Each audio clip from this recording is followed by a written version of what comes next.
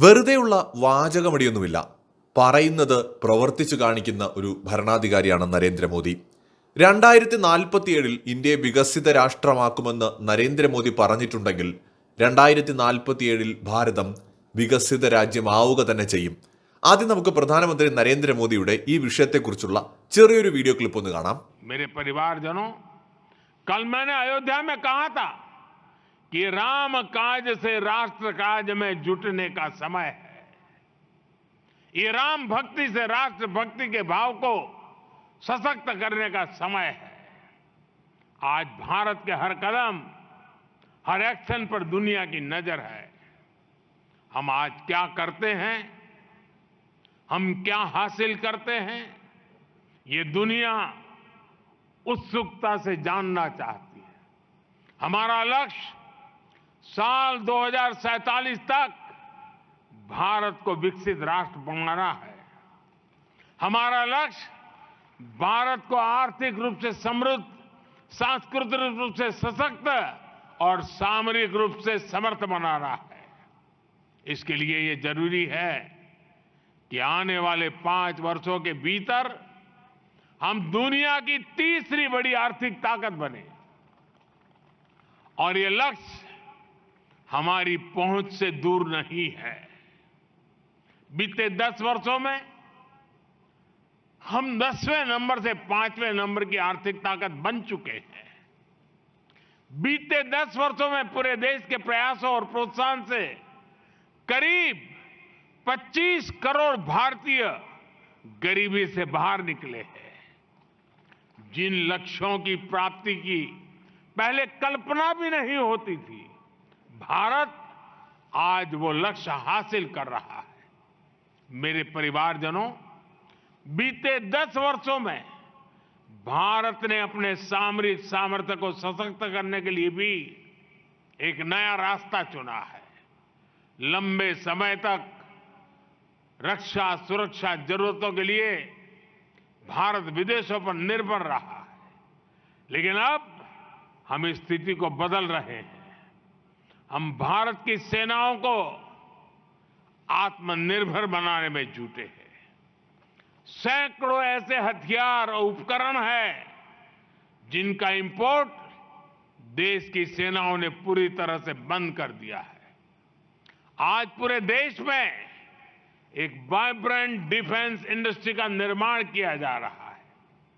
जो भारत कभी दुनिया का सबसे बड़ा डिफेंस इंपोर्टर था, वही भारत अब दुनिया के बड़े डिफेंस एक्सपोर्टर्स के रूप में शामिल हो रहा है. നരേന്ദ്രമോദി ഇങ്ങനെ എല്ലാ വേദികളിലും ആവർത്തിച്ച് 2047 ഭാരതം വികസിത രാഷ്ട്രമാകുമെന്ന് പറയുന്നതിന്റെ പിന്നിൽ മറ്റൊരു കാരണം കൂടിയുണ്ട്. അതൊരു മാർക്കറ്റിംഗ് സ്ട്രാറ്റജി കൂടിയാണ്. ഇനി വരാൻ പോകുന്നത് ഇന്ത്യയുടെ ഒരു കാലമാണ് എന്ന് ലോക രാജ്യങ്ങളോട്, ലോകത്തെ കമ്പനികളോട്, നിക്ഷേപകരോട് നരേന്ദ്രമോദി പറഞ്ഞുകൊണ്ടേയിരിക്കുകയാണ്. അദ്ദേഹത്തിന് ഏതൊരു വേദി കിട്ടിയാലും ഇന്ത്യയുടെ ഡെവലപ്മെന്റ്സ്, ഇന്ത്യയിൽ നടക്കുന്ന പ്രോജക്റ്റുകൾ, ഇന്ത്യയുടെ ഫ്യൂച്ചർ, 2047 നമ്മളൊരു വികസിത രാഷ്ട്രമാകാൻ വേണ്ടി നടത്തുന്ന പദ്ധതികൾ, അത് ആകുമെന്നുള്ള കോൺഫിഡൻസോട് കൂടിയുള്ള അദ്ദേഹത്തിന്റെ സ്റ്റേറ്റ്മെന്റ്. ഈ സ്റ്റേറ്റ്മെന്റുകൾ ശരിക്കും നിക്ഷേപകരിൽ ഉണ്ടാക്കുന്ന ഒരു ഇമ്പാക്റ്റ് വളരെ വലുതാണ്. ഇനി വരുന്നത് ഇന്ത്യയുടെ കാലം തന്നെയാണ്, സോ ഇന്ത്യയിൽ ഇൻവെസ്റ്റ് ചെയ്യുന്നതായിരിക്കും ബെറ്റർ എന്ന് പല നിക്ഷേപകരെയും ചിന്തിക്കാൻ പ്രേരിപ്പിക്കുന്ന ഒരു സ്റ്റേറ്റ്മെന്റ് ആണ് മോദിയുടേത്. കാരണം ദീർഘവീക്ഷണമുള്ള ഒരു ഗവൺമെന്റ് ആണ് തങ്ങളുടേതെന്നും നിലവിൽ ഗവൺമെന്റ് നടത്തുന്ന പല പദ്ധതികളും ഇന്ത്യയെ വികസിത രാഷ്ട്രമാക്കാൻ ലക്ഷ്യമിട്ടുകൊണ്ടാണെന്നും 2047 അതായത് സ്വാതന്ത്ര്യം കിട്ടി 100 വർഷം തികയുന്ന ആ വർഷത്തിൽ നമ്മൾ ആ ഗോൾ അച്ചീവ് ചെയ്യുമെന്നും പ്രധാനമന്ത്രി നരേന്ദ്രമോദി പറയുമ്പോൾ ഇതുവരെയുള്ള അദ്ദേഹത്തിന്റെ പ്രഖ്യാപനങ്ങളും പറഞ്ഞ ഓരോ കാര്യങ്ങളും അദ്ദേഹം നടപ്പിലാക്കിയ ചരിത്രവും ട്രാക്ക് റെക്കോർഡും പരിശോധിക്കുന്ന ഏതൊരു കമ്പനിക്കും നിക്ഷേപകനും ഇന്ത്യ എന്ന നമ്മുടെ രാജ്യം ഇൻവെസ്റ്റ് ചെയ്യാൻ പറ്റിയ ഏറ്റവും മികച്ച ഇടമായി തോന്നിയാൽ അത്ഭുതമൊന്നും തോന്നണ്ട. കാരണം നമ്മൾ സിമ്പിളായിട്ട് ചിന്തിക്കൂ, ഇപ്പോൾ വിദേശത്ത് നിന്ന് ഇന്ത്യയിലേക്ക് ഒരു കമ്പനി നിക്ഷേപം നടത്താൻ വരുന്ന സമയത്ത് ആദ്യം അവർ നോക്കുമ്പോൾ നമ്മുടെ വിപണി, പോപ്പുലേഷൻ വളരെ കൂടുതലായതുകൊണ്ട് തന്നെ ഓൾറെഡി ഇന്ത്യ തന്നെ സ്വയം ഒരു വലിയ വിപണിയാണ്, ആ സാധ്യതകളുണ്ട്. രണ്ടാമത്തെ കാര്യം എന്ന് പറയുന്നത് ഇവിടെ ആവശ്യം പോലെ തൊഴിലാളികളെ കിട്ടും, ലേബർ ഫോഴ്സ് വളരെ കൂടുതലാണ് യങ്സ്റ്റേഴ്സ് വളരെ കൂടുതലാണ്. എഡ്യൂക്കേറ്റഡ് ആയിട്ടുള്ള അല്ലെങ്കിൽ ടാലന്റ് ഉള്ള സ്കിൽഡ് വർക്കേഴ്സ് ഒരുപാട് ഇവിടെയുണ്ട്. അപ്പൊ അതുകൊണ്ട് തന്നെ കമ്പനികൾക്ക് സ്വാഭാവികമായിട്ട് ഇവിടെ വന്നാൽ തൊഴിലാളികളെ തേടി നടക്കേണ്ട കാര്യമില്ല. മൂന്നാമത്തെ കാര്യം എന്ന് പറയുന്നത് വളരെ കൗതുകമുള്ള ഒരു കാര്യമാണ്. ഇവിടെ ചൈനയിലും അമേരിക്കയിലും ഒന്നും കൊടുക്കുന്ന ശമ്പളം ഇന്ത്യയിൽ കൊടുക്കേണ്ടതില്ല. ഇന്ത്യയുടെ ഒരു ലിവിംഗ് കോസ്റ്റും വളരെ കുറവാണ്. അപ്പൊ അതുകൊണ്ട് തന്നെ ശമ്പളവും ഇവിടെ മറ്റു രാജ്യങ്ങളുമായി താരതമ്യപ്പെടുത്തുമ്പോൾ കുറവാണ്. ഇതും കമ്പനികൾക്ക് ലാഭമുള്ള കാര്യമാണ്. പിന്നെ കമ്പനികൾ പ്രധാനമായിട്ട് നോക്കുന്നത് രാജ്യത്തിന്റെ അടിസ്ഥാന സൗകര്യ വികസനമാണ്. അക്കാര്യത്തിൽ മുൻകാലങ്ങളെ അപേക്ഷിച്ച് ഇന്ത്യ വളരെയധികം മെച്ചപ്പെട്ടിട്ടുണ്ട്. ഇപ്പോഴും ഒരുപാട് മെഗാ പ്രോജക്റ്റുകൾ രാജ്യത്ത് നടക്കുന്നുണ്ട്. Rail connectivity, road connectivity network develop ചെയ്ത്, അതുപോലെ തന്നെ ജലഗതാഗതം മെച്ചപ്പെടുത്തിക്കൊണ്ടുള്ള കണക്ടിവിറ്റി, അതോടൊപ്പം തന്നെ പോർട്ടുകൾ, പുതിയ വിമാനത്താവളങ്ങൾ, റെയിൽവേ സ്റ്റേഷനുകൾ, അങ്ങനെ ട്രേഡിനെ സപ്പോർട്ട് ചെയ്യുന്ന ഒരുപാട് മെഗാ പ്രോജക്റ്റുകളും ഇന്ത്യയിൽ നടക്കുന്നുണ്ട്. അടുത്തതായിട്ട് കമ്പനിയും നിക്ഷേപകരും ഒക്കെ നോക്കുന്നത് ഗവൺമെന്റിനെയാണ്, ഭരണാധികാരിയാണ്. ഇവിടെയാണ് നരേന്ദ്രമോദിയുടെ വിഷൻ 2047. അദ്ദേഹം ഇങ്ങനെ പറഞ്ഞുകൊണ്ടേയിരിക്കുകയാണ്.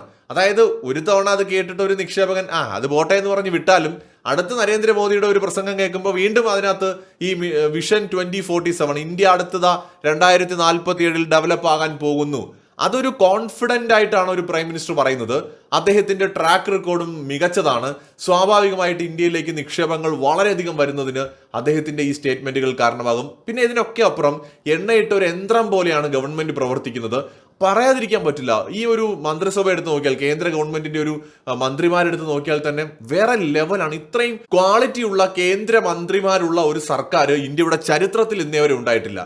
ഏത് മേഖല എടുത്തു നോക്കിയാലും, അതിപ്പോൾ ധനകാര്യമായിക്കോട്ടെ, അത് വിദേശകാര്യമായിക്കോട്ടെ, റെയിൽവേ ആയിക്കോട്ടെ, റോഡ് ഹൈവേ വികസനമായിക്കോട്ടെ, അല്ലെങ്കിൽ വിദ്യാഭ്യാസമായിക്കോട്ടെ, തുറമുഖമായിക്കോട്ടെ, ഏതൊരു മേഖല എടുത്തു നോക്കിയാലും അതിന്റെയൊക്കെ തലപ്പത്തിരിക്കുന്ന ഉദ്യോഗസ്ഥർ മുതൽ മന്ത്രിമാർ വരെയുള്ളവര് ഹൈലി ടാലന്റഡ് ആയിട്ടുള്ള ആൾക്കാരാണ്. അവർ പ്രൂവ് ചെയ്യാണ്.